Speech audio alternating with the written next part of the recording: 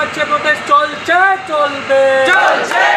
নমস্কার দর্শক, আপনারা দেখছেন বাংলা নিউজ এক্সপ্রেস। এই মুহূর্তে সবচেয়ে বড় খবর, অস্থায়ী তাঁবু খাটিয়ে কল্যাণী জওহরলাল নেহরু মেমোরিয়াল হাসপাতালের ক্যাম্পাসে কর্মবিরতি ডাক্তার এবং ডাক্তারি পড়ুয়াদের। গত 3 দিন যাবৎ কর্মবিরতির কল্যাণী জওহরলাল নেহরু মেমোরিয়াল হাসপাতালের চিকিৎসকদের। ব্যাহত হাসপাতাল চিকিৎসা পরিষেবা, সমস্যায় রোগী ও তার পরিবারের সদস্যদের। ইতিমধ্যে বহু রোগী নিয়ে পরিবারের সদস্যরা হাসপাতাল ছাড়ছে, ছুটি নিয়ে চলে যাচ্ছে অন্যত বেসরকারি নার্সিংহোমে। হাসপাতাল ক্যাম্পাসে অস্থায়ী তাঁবু করে সেখানে বসে কর্মবিরতি পালন করছে চিকিৎসকেরা। প্রসঙ্গত, আরজিকর হাসপাতালে পিজি ডাক্তারি পড়ুয়ার দেহ উদ্ধার হয়। সেমিনার হল থেকে অর্ধনগ্ন দেহ উদ্ধার, দেহে একাধিক জায়গায় আঘাতের চিহ্ন। জানা যায় মৃত ওই